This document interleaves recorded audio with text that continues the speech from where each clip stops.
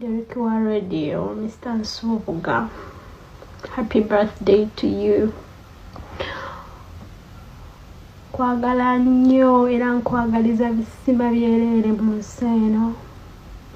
Mukama akuwe essanyu, Mukama akuwe ky'osinga okwagala, Mukama akuwe emirembe, Mukama agaziye enfunayo, Mukama akwongera obuganzi eri abantu b'okolera.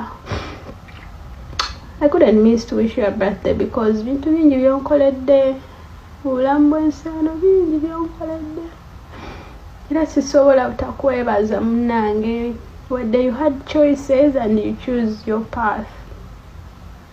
Nenga bingi bye tuyiseemu nze naawe bingi obimanyi. Naawe in Dubai nali simanyi kiddako, nga simanyi, nga sirina mulimu, sirina passporti, nga simanyi kiddako. People used to see me on social media and they don't know what I'm passing through, but you were there for me. It was UK, you were there for me. Nali simanyi nti ndituukako wano wendi. Osanga singa saakusinkana, singa siri wendi. Obadde big step nene nnyo mu bulamu bwange. Yadde bingi bibaddewo. So akuwalana saakukyawa. Kwagala nnyo era nkwagaliza bisinga. Nkwagaliza mirembe yonna gy'oli.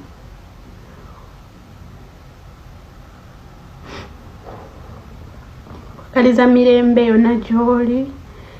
Kyonna kye wasalawo Mukama akuteeremu omukisa. Mukama akwongere essanyu. Mukama akwongere ssente.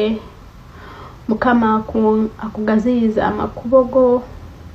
Buli kintu kye weegomba okifune. Buli kintu kye weegomba okifune. Happy birthday. Nsubuga Derrick, happy birthday.